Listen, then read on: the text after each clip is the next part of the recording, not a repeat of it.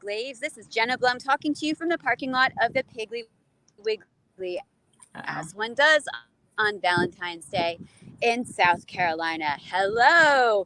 So, all of my little Piggly Wigglies, we have such a treat in store for you. We are starting a new Blaze show you might have heard of called the Blaze Boudoir. And today I am joined by the Boudoir Babes, Mary Weber O'Malley, and her daughter, Kate LeBeau. And yes, that is her real name. They are the hottest thing since grits with cheese in them. And they are going to tell you how they are going to light up your Wednesday nights and set them legit on fire with their new romance novel network. Take it away, ladies. Mary, you go first, or Kate, you go first. I don't even care. It's just so hot, I can hardly even hold my phone. Jenna, thank you so much. For those of you just joining, Jenna is on the road. Jenna Blum is the co-founder of A Mighty Blaze. The A Mighty Blaze was founded in 2020 in the age of COVID when all of the authors had to cancel their tours. Jenna Blum and Caroline Levitt got together and said, what can we do to connect authors and readers now that all these tours have been canceled? And they formed A Mighty Blaze, and A Mighty Blaze has grown in the past 2 years. We have multiple interview segments.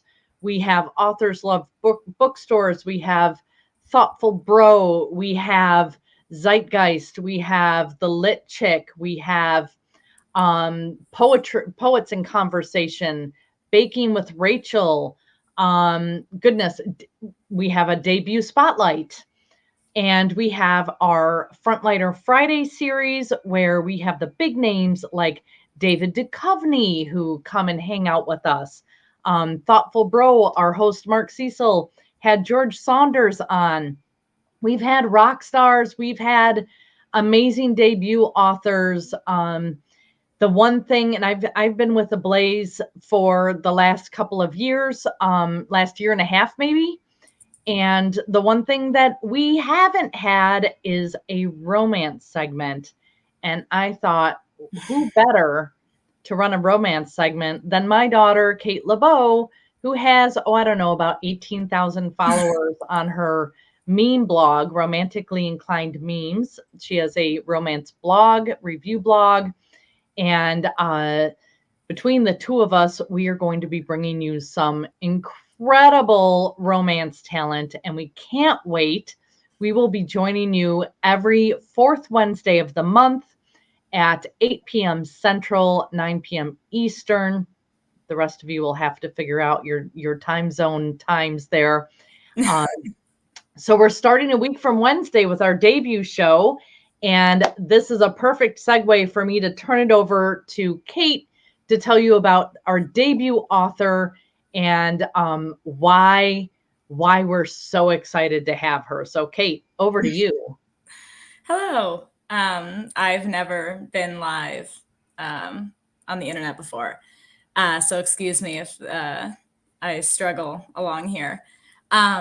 So when we were talking about who we wanted as a debut author, we kind of mulled around a bunch of names, and we knew we wanted somebody big, but we didn't know who that should be. And because I'll be honest, I'm mostly most of my author friends are independent, independently published authors, and they're absolutely lovely. But I decided that, I would just shoot my shot, I guess, and reach out to my all-time favorite author. And, when I was talking to you, I was kind of like, well, let's just do it. Like, let's just give it a whirl. And I'm sure she'll say no, but there, you never know. And so, yeah. Never hurts to ask. Never hurts to ask, it turns out. So we emailed her publisher, and they got back to us actually like later that day and said that she was down. And the reason we chose Jane Ann Krentz, isn't just because she's like a big name, but because she's like the big name for me. She is just like, she's the first romance author I ever read. I own, I would say 95% of her books, and there are a lot because she writes under 3 main pen names, and then she has about 3 or 4 pen names from the 80s when she was writing for Harlequin, a Harlequin imprint that I also have. So yeah, I've met her once before, and I've promised myself I wasn't going to fangirl, and then I did, and I just word vomited all over her, and I started crying, and I got like super sweaty. So I'm really hoping for a redemption arc here, and being able to kind of redeem myself in her eyes and be a little bit more cool and chill this time. So I guess we'll have to see if that comes to fruition. Or now, who else does Jane write? What are her pen names? Okay, yeah. So we're actually, the book that we're going to be talking about is from her Amanda Quick pen name, which is where she writes her historicals. And those are, 1800s historicals, as well as her new series, which I believe takes place in the 1930s. So that's one of her pen names. And then she writes her paranormals under Jane Castle, are her paranormals, which take place in a fictional Earth-like planet called Harmony. And so it's kind of a unique paranormal, there's no vampires, there's no werewolves that you're kind of used to. There's just this separate planet where people have like some psychic powers, and there's these electrical storms and ghosts, and it's just like a really wacky world she created.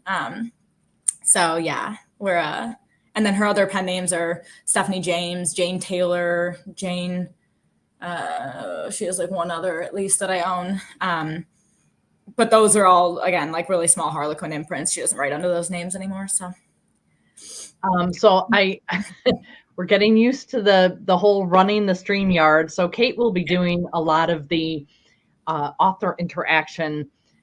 I, being the more and less technology savvy person in our duo, will be trying to produce. And so I just realized that we have all these comments. Margaret, is there still an echo, or is that gone? Ellen, glad to see you here. Margaret, thrilled you're here. And Amanda, thanks for joining. So I see Margaret wants us to discuss pen names with Jane. Yeah. And yes, she's also excited about historical romance for the win. Yeah, we kind of like just went, we didn't have to pick one genre when you picked Jane Ann Krentz. We kind of just like got a 3-for-1 situation here, which is kind of fun. Yes. Looks like, let's see who else is that. All right, I'm hoping the audio is better now. Again, I am still figuring out how to multitask and read the comments and the private chat and all the other stuff, but I think we're doing okay now. So Margaret says she was that way with let's see, she was that way with Diana Gabaldon. Am I saying that right? She's the writer of Outlander. Yes. Yeah, I knew that. I just, it's one of those that I read the name in my head. Yeah. And I never pronounce it out loud. So then when I'm pronouncing a name out loud, I never know if I'm pronouncing it properly or not. That was like the first time everybody had to say Voldemort out loud, or Hermione. Everyone thought it was like Hermione or... Right. So, I remember that phase. Excellent. So I'm not alone in that. That is good to know. So yes, Ellen says that Ellen says the audio is fine now. So glad for that. What is the romance reader's drink of choice while reading? Yeah, Jenna she kind of put together a Blaze Boudoir cocktail for us, and I have to remember to share that. so that people can they can make their own cocktail. Of course, my drink of choice this afternoon is raspberry LaCroix. Uh, but I love either a good cup of tea or a wonderful mocktail. I'm all about the mocktail. I love mojito, no alcohol. I am a great mocktail mixologist.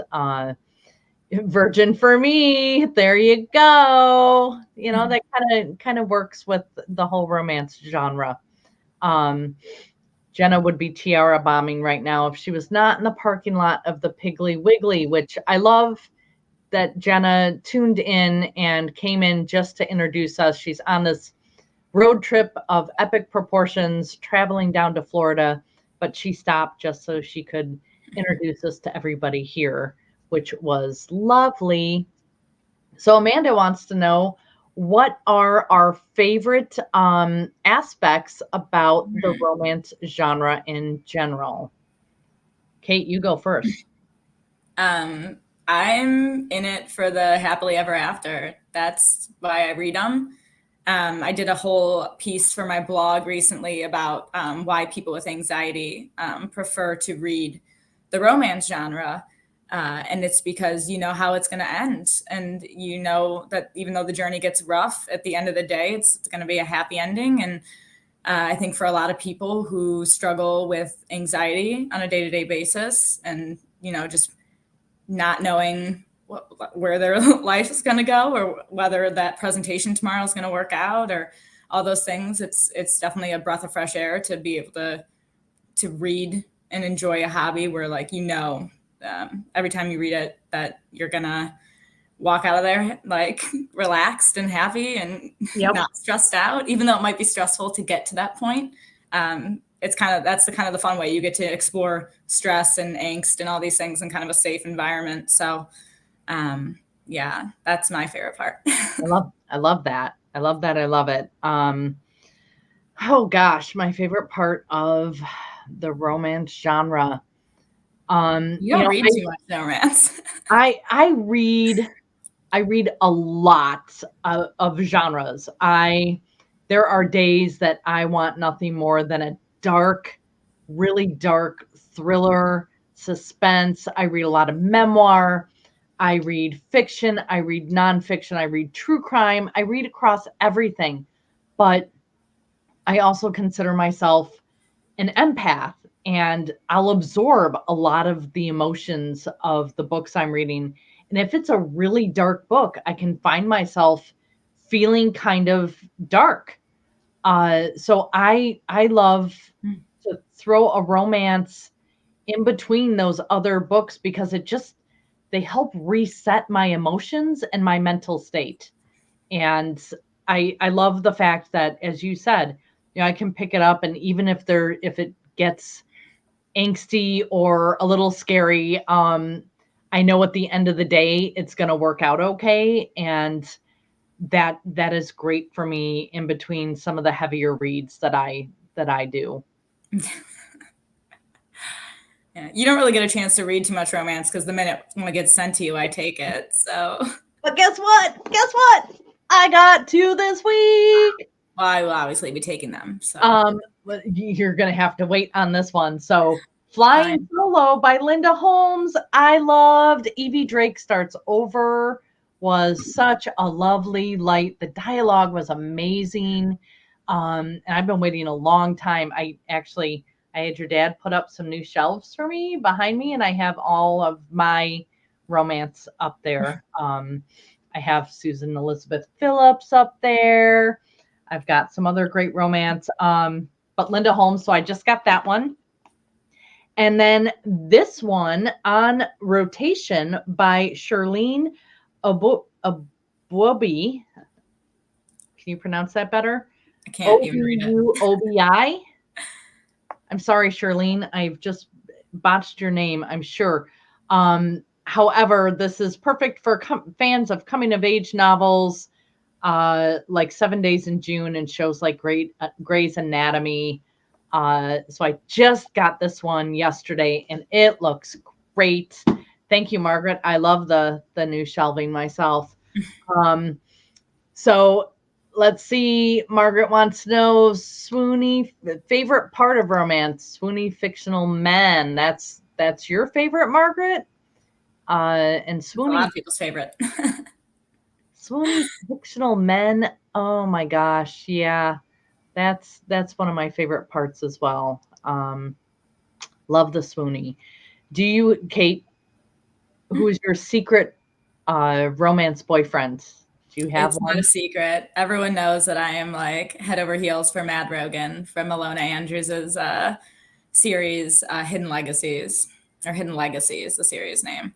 Alona Andrews is a husband-wife duo who writes romance, and Hidden Legacy is an urban fantasy series, and Mad Rogan is basically a sociopath who becomes obsessed with the heroine, and she's the only person he can tolerate. And isn't that everyone's dream? Just like a really grumpy man who only tolerates you. So yeah, I talk about him a lot on my Instagram a lot. Nice. Everyone loves Mad Rogan. He's a hit. So. All right, here's one that you can talk about with Jane that Margaret would like to hear about evolving standards around consent in the genre. Yeah, that's especially with Jane Ann Krentz, because you read, I mean, it was typical of books in the 80s and 90s to have kind of this dubious consent to them, where, you know, you're in the heroine's head, so you know that she's into it. But from the, like, I don't know, the like third perspective is just like she's acting like she doesn't want it. In her head, she's like acquiescing to it. And people kind of use that to stereotype romance and be like, look, like romance is not feminist if this is what's happening. But they don't realize that back then that was the way that romance was approached, because women weren't allowed to be overtly sexual. They weren't allowed to want to have sex. They were supposed to be pure and, you know, bashful when it came to sexual things. And so the way that romance was written was to combat that, where, again, the hero kind of takes the choice away from her so that she doesn't have to be a quote unquote whore. She's not making the decision to have sex. She's not making the decision to kind of engage in those behaviors. The hero is kind of forcing her hand. And so it kind of relieves her of that burden of being, again, like a sexual creature and makes it okay. And so that's obviously changing nowadays. But like nowadays women it's celebrated to be sexual and to embrace your sexuality. And so that's kind of how it's evolved over the years. So when you read those older romances, you're going to get a lot of that like dubious consent, but it had its place at the time. There was a reason for it. And there's obviously a reason that it's not around anymore. Unless that's your thing, in which case dark romance. Dark romance is a safe place to explore fantasies that maybe you don't want to live out in real life. And so there's a lot of darker themes in those romances. But yeah, so Jane has obviously evolved quite a bit in her writing. And now she has all these very independent heroines who are very open about, you know, engaging in those sexual behaviors and taking charge of their own life and what they do or don't do in their bedroom. So she's she's evolved quite a bit over the years in her writing style. So it's funny to read those other ones before and then read what she reads now, which is like such overtly feminist romances with just, you know, powerful heroines and men who respect their women and lift them up rather than tearing them down and just they're a partnership. So it's kind of fun. For any parents who might watch now or in the replay, who are wondering, because I saw this actually on the Facebook Moms group just this week, where there was a mom whose daughter wanted to read adult romance, and the mom said, you know, can you give me some suggestions for her? Content doesn't matter. I'm not looking for your judgment. Why did you not tag me in this? What? All I could think of was you. How old were you when you were reading Jane Ann Krentz's adult romances? ages? I was like 12 or 13, 11, somewhere thereabouts. I was reading the YA, but it wasn't quite doing it for me in terms of romance. It was very boring. So, So, and the I library knew, does not pay attention to the age of who's checking what out. I knew you were reading that, and I did not have a problem with it. I told you could always come to me if you had questions. Now we've probably reversed roles where I probably need to come to you with questions because you've become so into the romance world, which is great. Let's see. Karen, thank you again for your suggestion that I star comments and questions that I want to keep in the background to ask so I don't lose them in the chat thread. So Margaret said she heard women are big readers of true crime as well. Is there a fundamental difference between women who read romance versus true crime? Kate, this is good for you because you listen to all the murder podcasts. Yeah, actually, the only two genres I enjoy are romance and true crime. So, yeah, I don't know that there's a connection necessarily between those two. I believe the reason that women who read true, I think there's a lot of overlap, but I don't think it's there's like necessarily a connection. Is what I'm trying to say. The women read true crime to learn what not to do, how not to, like, there's this like idea that if we read enough true crime, if we listen to enough podcasts, if we watch enough murder shows, that we'll learn how not to be murdered, how to avoid making yourself a victim, which obviously is, that's our kind of our lizard brains talking a little bit there, because there's no way to avoid to teach yourself not to be a victim. I mean, in some ways, there's ways to teach yourself to be safe, but at the end of the day, you aren't hurt or attacked or whatever because you're you. And so, but I think women read romance as a means to like escape the reasons that we need to listen to true crime. So we're reading romance because we want to live in a world where like women are celebrated and where men respect us and treat us with kindness and love us. And, we don't have, unless you're reading dark romance and you're into the kidnapping stuff and everything, but it's a way to kind of eliminate all the negativity when it comes to like what happens to women in everyday life, and kind of escape that and get into just things that make you feel good. Yep. Yep. But I do think there's a lot of crossover simply because women are the primary readers and listeners of true crime, and they're the primary readers and listeners of romance. So yeah, there's going to be a lot of, I've heard a lot of people say that those are the two genres that they prefer the most. So yes. Here's a question from Ellen. How has reading romance changed your view of partnerships? I don't know that it necessarily changed my view of partnerships so much as it reinforced my view of partnerships. I'm married to a gentle giant who like treats me with love and respect. So I don't think that my viewpoint needed to change at all in regard to him. But it definitely opens the door to like what, especially for other women and stuff, what a partnership maybe should look like, what it could look like. If and just how a man should treat you, or a woman should treat you in a relationship.